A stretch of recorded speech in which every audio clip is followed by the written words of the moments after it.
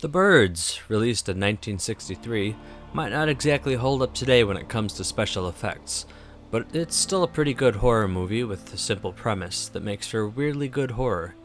Birds are joining forces to get everyone, and nobody knows why, even the resident bird expert that every small town has. Doesn't it seem odd that they'd wait all that time to start a war against humanity? No one called it a war. It's the kind of plot that, if it was made today, would be intentionally so bad it's good, but this is Hitchcock. Dumb plot by modern standards or not, it has the appropriate amount of depth for what it is, and like most horror movies at the time, it relies less on jump scares and more on creating tension and dread.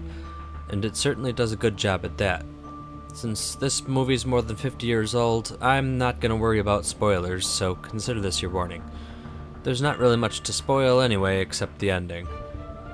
The Birds begins with the title sequence, backed by nothing but bird sounds, which is very unusual both in practice and execution. A common practice for the time was to have a backing song throughout the opening credits.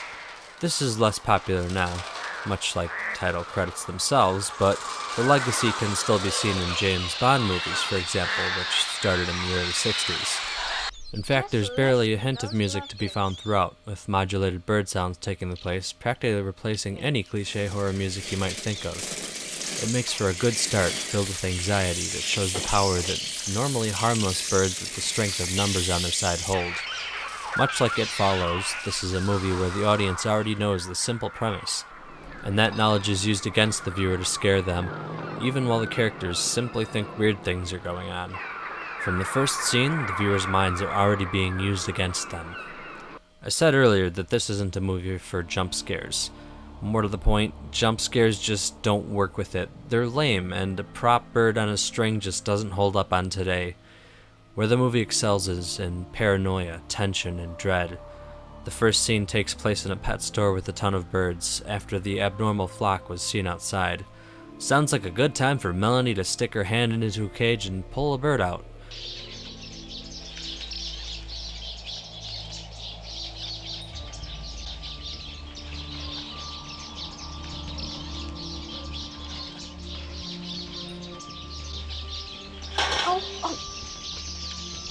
But everything turns out fine in that scene, which, strangely enough, makes later scares more effective.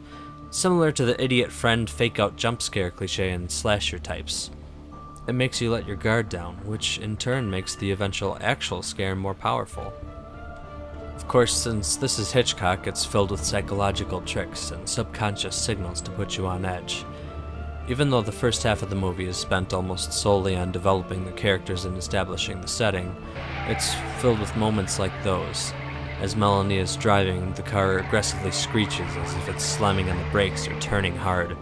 She's driving on the Pacific Coast Highway, so bad or careless driving will send you flying off the cliff and into the ocean. There are also a few shots of her driving on the wrong side of the road, which is something Hitchcock likes to do a lot. It's something you don't really notice consciously unless someone's pointed out to you or you're very observant, but it sets off some mental alarms. In some countries at least. Hitchcock was British, where they drive on the left, and became successful there before moving to Hollywood, in the US, where we drive on the right side. I'm just kidding, half of you who are watching this. So, it probably was a real anxiety of his at some point. The pacing is a bit off. For a 2-hour movie, it has a very slow start. For the era, it was the norm not to jump straight into things, but it's a slow start even by the Times standard. So the first half is a bit like watching the awkward romance of Melanie, who is a prankster and goes out of her way to troll Mitch, who caught her in the act in the pet store.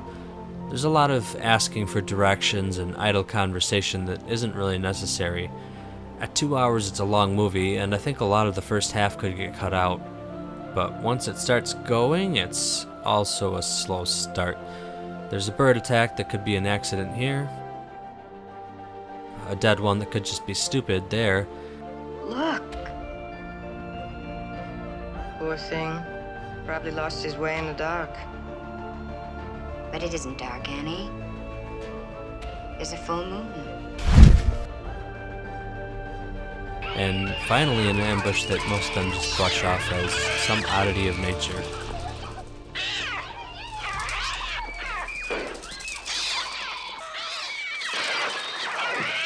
However, this is pretty undeniable. But the rest of the town doesn't believe them, even when people start dying.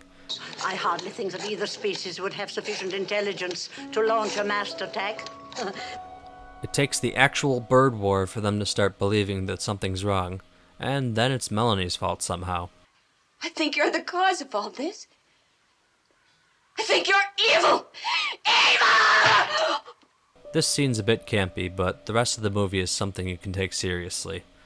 I particularly like the scene with the crows, where they slowly build up one by one.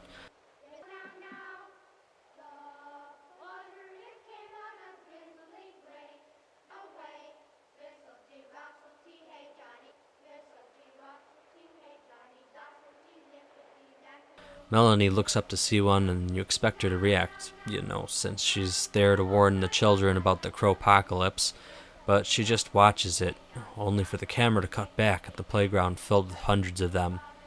Cue the crow-pocalypse. There are a bunch of wonderfully suspenseful scenes in the second half, but nothing beats the climactic scene. This is one of those moments where the director does something for the sake of art with a capital A, and just tortures their performers to make the acting better, joining the ranks of Coppola, Kubrick, and Kurosawa as directors that you love to see but hate to work with. Kubrick's prop birds for that scene mysteriously stopped working when the time came to film. I walked out onto the set, and there was never an intention of using mechanical birds. They had a cage built around the set so that the birds wouldn't be up in the rafters for the remainder of the shoot. There were 3 boxes, great big cartons of ravens and seagulls, and prop men with their leather gauntlets hurled birds at me for 5 days. This isn't acting right here. We've got to get her to a hospital.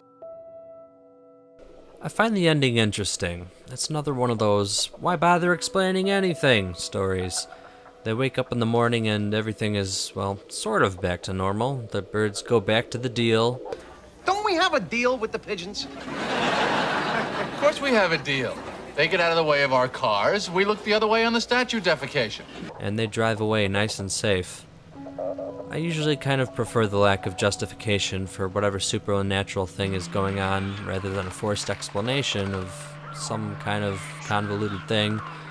But they just kind of shrug and drive off. Listening to the radio, they know that it's a bit of a widespread thing, but not universal, which I also like. In something like a zombie apocalypse, most stories have the whole world suddenly go to chaos. Here it was just the small town as the epicenter and a couple miles out further, but not by much. I give this a 3.5 out of 5. The first half felt like they left all the deleted scenes in, while the attempts at jump scares were lame at worst and laughable at best. Or is it the other way around? I don't know. Anyway, that's all for now. If you like this video, you probably know what to do without me having to tell you to click like and subscribe and all those bells and whistles or whatever to see more.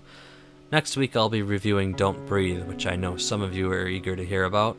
And I know games aren't for everyone, but here's the streaming schedule before I go back to my gaming channel in November. Did you know I have a channel just for gaming? Link in the description. Hopefully, one way or the other, I'll see you around.